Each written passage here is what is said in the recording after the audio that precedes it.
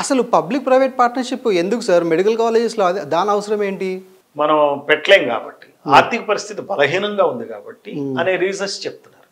నువ్వు ఇక్కడ 7,600 కోట్ల విలువైన గ్రానైట్ భూముల్ని ప్రైవేట్ పరం చేస్తావు చేసే బదులు, మరి దీనికి వాడొచ్చుగా డబ్బులు, నువ్వు చేయవు. కాకపోతే దానికేమో నీ యాక్షన్ ఏం లేదు. దళితుల భూమి గ్రానైట్ ఉంది, మేము మైన్ పాలసీ ఇచ్చేస్తామని దాన్ని అక్కడ చేతులు దులుపుకుంటాం. ఇక్కడేంది డబ్బులు లేవు కాబట్టి ప్రైవేట్ పరం చేస్తాం. ఇప్పుడు ఇంకా డబ్బులు లేవని మాట్లాడేటువంటి 3 లక్షల కోట్ల బడ్జెట్ అండి. 3 లక్షల కోట్ల బడ్జెట్ ఎప్పుడో నువ్వు 30 సంవత్సరాల క్రితం పీపీపీ మోడల్ అంటే ఒప్పుకోవచ్చు. లేవు, అప్పుడు డబ్బులు లేవు గవర్నమెంట్ దగ్గర. ఇప్పుడు నీ దగ్గర డబ్బులు లేకుండా ఎందుకు పోయినాయి? అవును, ఎన్ని వందల కోట్లు పంపించేశారంటే అక్కడి నుంచి వచ్చి ఎలక్షన్ టైంలో టీడీపీ గెలవాలని, అటు వైసీపీ గెలవాలని తానాలు ఆటాలు వీళ్ళందరూ కలిపి కూర్చున్నారు. ఇప్పుడు ఆ ఎన్ఆర్ఐ మెంబర్ ఒక అతను కూడా మనం టీటీడీ బోర్డులో మెంబర్ గా చేశారు. ఒక అతను ఇక్కడ ఎవరు లేనట్టు అమెరికా నుంచి తీసుకొచ్చి అతను మెంబర్ టీటీడీ. ఆశ్రిత పక్షపాతం. నీకు 4,000 కోట్లు 5,000 కోట్లు ఖర్చు పెట్టి నువ్వు ఎలక్షన్ లో గెలవటానికి విరాళాలు సేకరిస్తున్నావు కానీ మరి దీనికి సేకరించవచ్చు కదా. అవును, మంచి ఐడియా సార్. మంచి మరి ఇది ఉంది, డబ్బు లేకేం లేదుగా.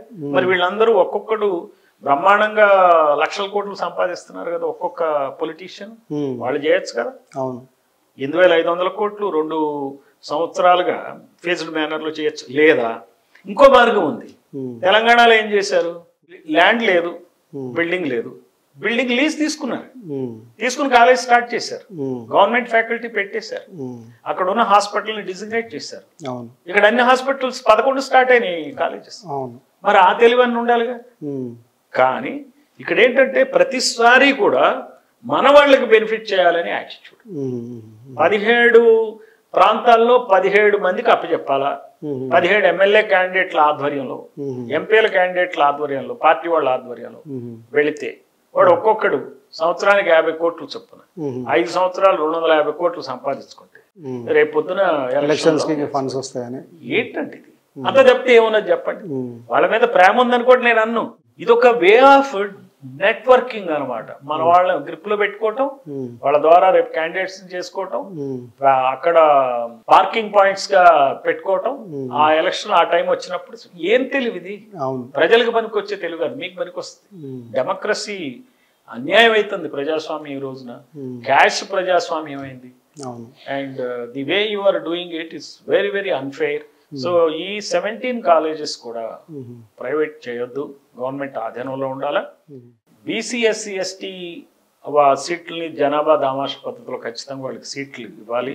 ఇట్లా అమ్మకూడదు, రహస్యంగా అమ్మేటువంటి ప్రైవేట్ కాలేజెస్ కి ఇవ్వకూడదు. గవర్నమెంట్ ఫ్యాకల్టీయే ఉండాలి, అప్పుడు జాబ్స్ వస్తాయి.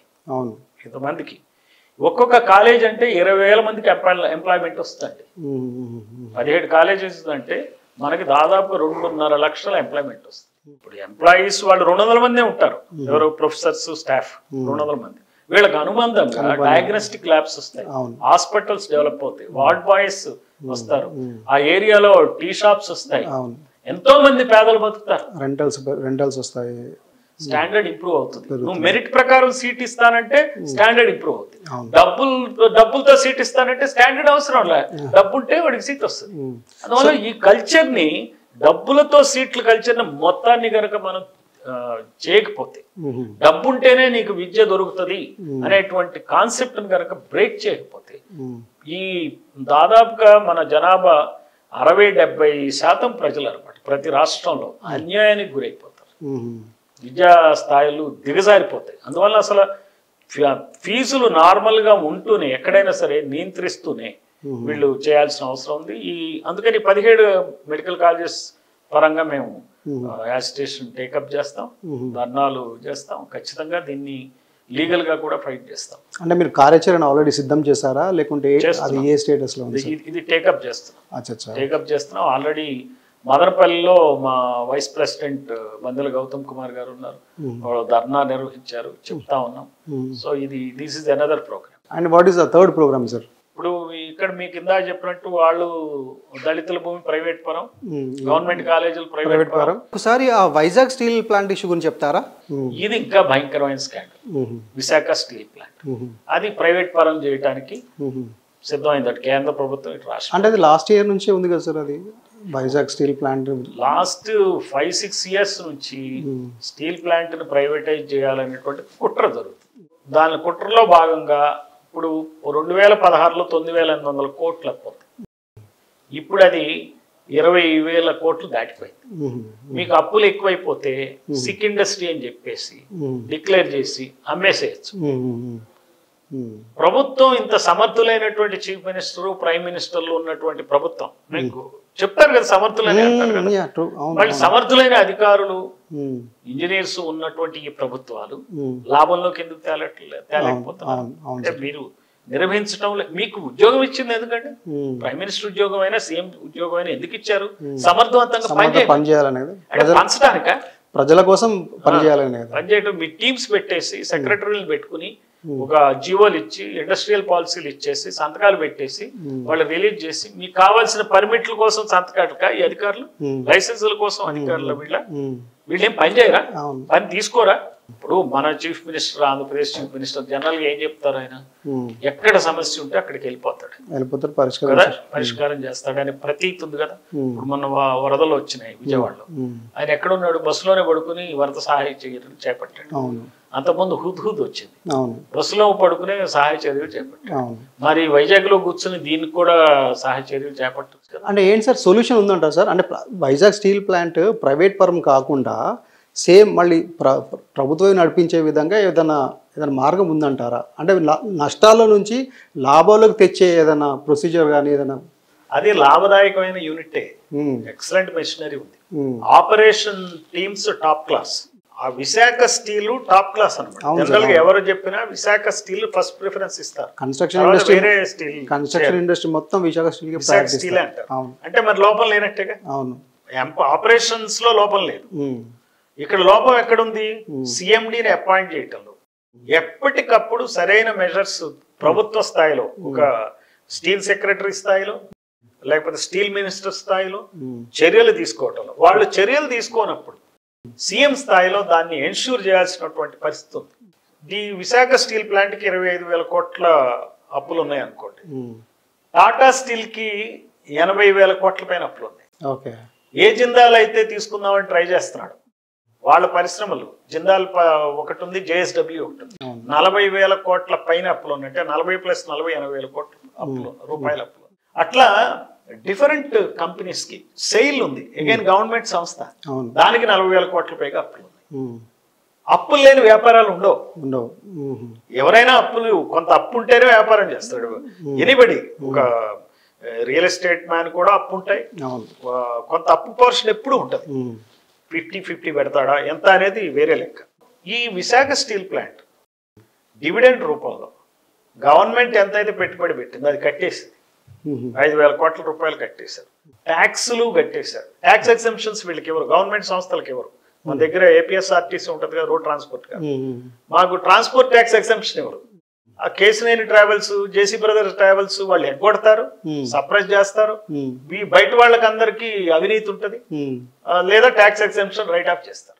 వీళ్ళకి స్టీల్ ప్లాంట్స్, 3 స్టీల్ ప్లాంట్స్ కి 45,000 కోట్ల రూపాయల అప్పుని రైట్ ఆఫ్ చేసింది government.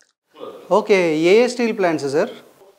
Bhushan steels, SR steels. Okay, నువ్వు 45,000 కోట్లు వాళ్ళకి చేసావు, వాళ్ళకి రాయితీలు ఇచ్చావు, క్యాప్టివ్ ఐరన్ ఓర్ ఇచ్చావు, కోల్ సప్లై సోర్స్ గ్యారంటీ చేసావు. అటు కోల్ సోర్స్ కానీ లేకపోతే ఐరన్ ఓర్ సోర్స్ కానీ స్టీల్ ప్లాంట్ పుట్టినప్పటి నుంచి ఇప్పటి వరకు ఇవ్వలేదు. ఎందుకు? ఇది ప్రభుత్వ రంగ సంస్థ, ఎవడు పట్టించుకోడు. ఆ స్టీల్ ప్లాంట్ కి వెళ్ళి ఇప్పుడు టి సుబ్రహ్మరెడ్డి ఎంపీగా చేశాడు, అక్కడ స్టీల్ మినిస్టర్ చేశాడు. కోల్ సోర్స్ కానీ లేకపోతే ఐరన్ ఓర్ సోర్స్ కానీ ఏర్పాటు చేయలేకపోయాడు. చేయరు వీళ్ళు. ఎందుకంటే సీఎండే డబ్బులు ఎట్టిస్తాడు? ఎవరికి ఇస్తాడు డబ్బులు? ఎవరైనా కిక్ బ్యాక్స్ ఉండవు కదండి. ఐరన్ ఓర్ ఇచ్చేవాడు ఎవడన్నా సోర్స్ కావాలంటే ఒక కంపెనీ వాడు వస్తాడు, వాడు ఇంత పర్సెంటేజ్ ఇచ్చేస్తాడు ఆ స్టీల్ సెక్రటరీలకి, స్టీల్ మినిస్టర్ కి, రూలింగ్ పార్టీకి సంబంధించిన వాళ్ళకి ఇచ్చేస్తారు. ఎక్కడికక్కడ డబ్బులు మారుతాయి, వాడు సంతకం పెడతాడు. ఈ అధికారులంతా ఈ సంతకాలు పెట్టేవాళ్ళుగా తయారయ్యారు కానీ ఎక్కడ డబ్బులు వస్తే అక్కడ, లేదా డబ్బులు తీసుకుని వాడు కూడా డబ్బు తీసుకునే మంత్రి మాట విని సంతకాలు పెట్టేవాడు అయిపోయాడు. దానివల్ల ఇక్కడ వీళ్ళకి దొరకలే, వేరే వాళ్ళకి రైట్ ఆఫ్ చేస్తారు. ఈ బీజేపీ ప్రభుత్వం వచ్చినాక గత 10 సంవత్సరాల్లో మోడీ వివిధ సంస్థలకి కార్పొరేట్స్ కి ఎంతండి 14.5 లక్షల కోట్ల రూపాయల డెట్ ని రైట్ ఆఫ్ చేశారు. 14.5 లక్షల కోట్ల రూపాయలు. ఈ 25,000 ఎంత చెప్పండి అందులో? 25,000 రద్దు చేయమంటలే, డిఫర్ చేయమంటారు. ఏం ప్రాబ్లం అంటే you don't want to act at all. You should. ఎందుకంటే స్టీల్ ప్లాంట్ అంటే ఉత్తి స్టీల్ ప్లాంట్ కాదు. 27 ఎకరాల భూమి, 1000 ఎకరాల భూమి ఉంది. ఈ 27,000 ఎకరాల భూమి అప్పనంగా అదానికో జిందాల్కో కట్టుబడేటువంటి పరిస్థితి.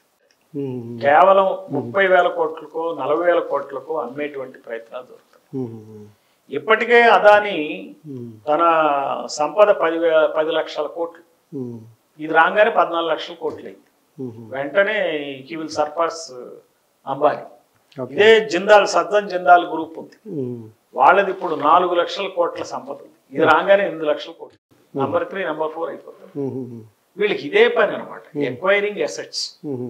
ఇలా ఒక వ్యక్తికి సీ పోర్ట్స్, ఎయిర్పోర్ట్స్ అన్ని దారదత్తం చేస్తే పొరపాటున అతను కొలాప్స్ అయ్యాడు అనుకోండి, మన భారత ఆర్థిక వ్యవస్థకు దెబ్బే కదా సార్. ఇప్పుడు ఆంధ్రప్రదేశ్ ఏమైందో తెలుసా మీకు? Andhra Pradesh has become Adani Pradesh. ఆంధ్రప్రదేశ్ అదానీ ప్రదేశ్ అయింది. ఓకే.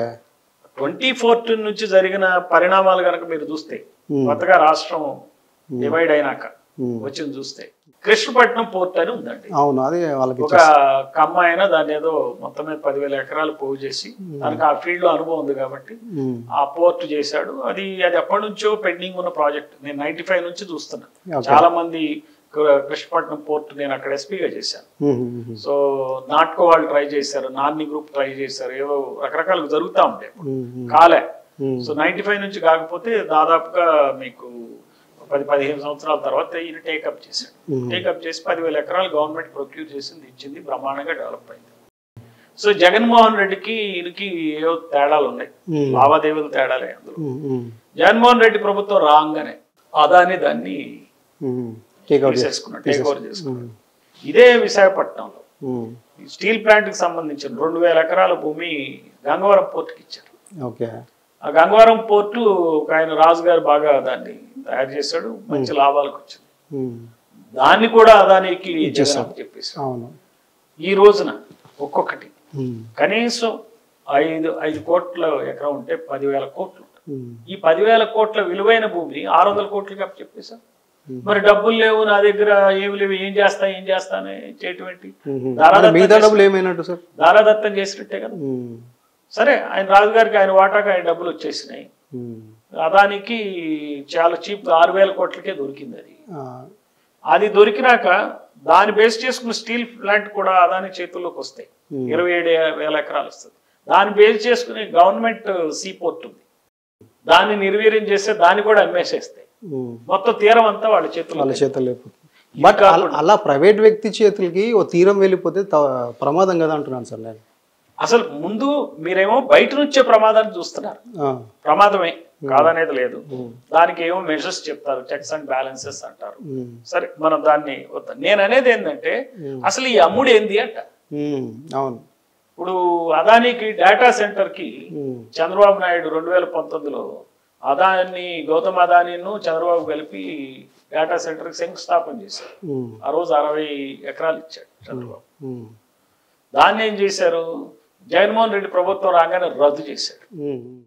తీరా జరిగింది ఏంటి, జగన్మోహన్ రెడ్డి మళ్ళీ 130 ఎకరాలు ఇచ్చాడు. ఆయన 60 ఎకరాలు ఇస్తే దాన్ని రద్దు చేసి 130 ఎకరాలు ఇచ్చాడు. ఇక్కడేమో దళితుల భూమి 416 ఎకరాలు కొట్టేస్తారు. గవర్నమెంట్ భూమిని 60 వద్దంటే 130 ఎకరాలు ఇచ్చేస్తారు. అవన్నీ కమర్షియల్ సంస్థలు. కమర్షియల్ సంస్థలకి ల్యాండ్ కొనుక్కుని చేసుకునే పరిస్థితులు ఉన్నాయి. వాళ్ళు ఆ ప్రాఫిట్ లోంచే కొనుక్కుంటారు. 130 ఎకరాల స్థలం అంటే ఈ రోజున రియల్ ఎస్టేట్ వాల్యూ ఎకరానికి ఎన్ని లక్షలు అడుగులు వస్తుందండి? 4 లక్షలు వస్తా. అంటే ఎస్ఎఫ్టీ కన్స్ట్రక్షన్ చేస్తేనా డిపెండ్స్ సార్. 4 లక్షలు 5 లక్షలు కూడా రావచ్చు. 3 లక్షలు వేసుకోండి. 130 ఎకరాల్లో 3 లక్షల చొప్పున చేస్తే మీకు ఎంత వస్తుంది? 390 లక్షలు స్క్వేర్ ఫీట్. ఉత్తరాంధ్ర మొత్తానికి హౌసింగ్ స్కీమ్ ఇచ్చేయచ్చు. ఉత్తరాంధ్రలో ఉన్న 20 లక్షల కుటుంబాలకి ఇల్లు ఇచ్చేయచ్చు. ఈ గవర్నమెంట్ ఆ పనులు చేయకుండా వాళ్ళ పిలిచి పనులు చేస్తున్నారు. మనం ఎక్కడ కూడా చూసాం, కొల్లూరు దగ్గర కట్టిన ఇంకా ఇచ్చినట్లే ఇంకా అన్ని కట్టారు ఇళ్ళు. 20,000 మంది ఇళ్ళు లేకుండా ఉన్నారు. 25,000 మంది ఉన్నారు.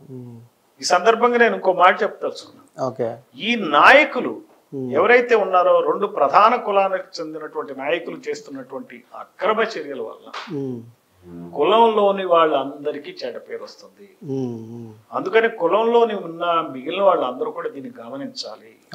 మా నాయకుడు సీఎం అయ్యాడని చెప్పి ఎన్ఆర్ఐలు తండోపతండాలుగా వచ్చి ప్రచారాలు చేసి సోషల్ మీడియాలో పోస్టులు పెట్టి బాధలు పడిపోయి వాళ్ళ కష్టపడి సంపాదించిన డాలర్లు వీళ్ళని ఎత్తిన పోసి వీళ్ళని రాజకీయ అందలాలను ఎక్కించి సంతృప్తి పడుతున్నారు. ఇక్కడ ప్రజల్ని వీళ్ళు దోచుకుంటున్నారు, ప్రజలకు అన్యాయం చేస్తున్నారు, వీళ్ళకి అసలు పరిపాలనే తెలియదా అన్న ధోరణిలో పనిచేస్తున్నారు. మరి మీ ఇవన్నీ నష్టమేగా. ఇప్పుడు మీ ఊరికి మంచి, ఇప్పుడు జగన్మోహన్ రెడ్డి ఉన్న కాలంలో ఏమైంది? రోడ్లు మంచి రోడ్లు ఉన్నాయా? అన్ని పార్ట్ కోర్సే.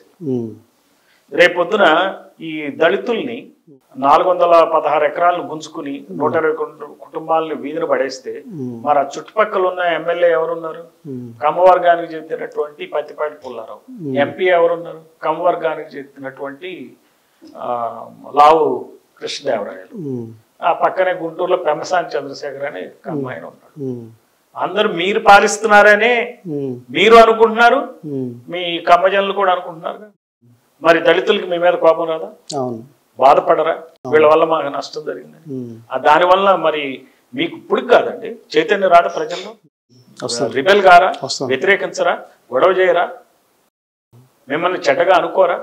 అందువల్ల నేనేమంటున్నానంటే బాధ్యత నెరిగి ఈ రెండు ప్రధాన కులాలకి చెందినటువంటి మిగిలిన వాళ్ళందరూ మిడిల్ క్లాస్ పీపుల్ కానీ పూర్ పీపుల్ కానీ దే హ్యావ్ టు అసలు ఈ యొక్క పరిస్థితిని అవగాహన చేసుకుని వాళ్ళకి మనం డిజైన్ చేసుకోవాల్సిన అవసరం. కానీ అట్లా డిజైన్ చేసుకునే అవకాశం ఉందంటారా ఇప్పుడున్న పరిస్థితుల్లో? వస్తుందని మనం ఒకటండి, ప్రతి గవర్నమెంట్ మారుతుంది. వాళ్ళు ఇప్పుడు జగన్మోహన్ రెడ్డి ఓడిపోయాడు, బట్ ఎంత ఖర్చు పెట్టుంటాడు? 4-5 కోట్లు ఖర్చు పెట్టాడు కదా, ఆయన ఓడిపోయాడుగా. అంటే ఓడించాలని అనుకున్న ప్రజలు ఉన్నారుగా, ఆ ప్రజలు చాలు వీళ్ళని ఓడించడానికి. అంటే ఎట్ ది సేమ్ టైం ఇప్పుడు మళ్ళీ మన బ్యాక్ వస్తే, ఇప్పుడు మీరు బహుజన్ సమాజ్ పార్టీ నుంచి ఏపీ నుంచి ప్రాతినిధ్యం వహిస్తున్నారు, మీరే కోఆర్డినేటర్గా ఉన్నారు. మరి మీరు కూడా రాజ్యాధికారం రావాలంటే ఎస్సీ ఎస్టీ బీసీలకు న్యాయం జరగాలి, పదవులు రావాలి, వాళ్ళు కూడా అధికారంలోకి రావాలంటే మరి మీకు కూడా ఎన్ని కోట్లు అవసరం కదా సార్? డబ్బులు అవసరం కదా ఎలక్షన్స్లో పార్టిసిపేట్ చేయడానికి? రూపాయలు ఖర్చు పెట్టే ఓట్లు వేయించుకో, మాకు అసలు కన్ఫ్యూషనే లేదు. సంపాదించక్కర్లా, పోగు చేయక్కర్లా, పార్కింగ్ చేయక్కర్లా, మనీ లాండరింగ్ చేయక్కర్లా, మేము ఏమి చేయక్కర్లేదు. ప్రజల చైతన్యం ద్వారానే, ఓడగొట్టడం ద్వారానే మేము చేస్తాం. ఖచ్చితంగా అది మీకు బహుజన్ సమాజ్ పార్టీ ప్రూవ్ చేసింది.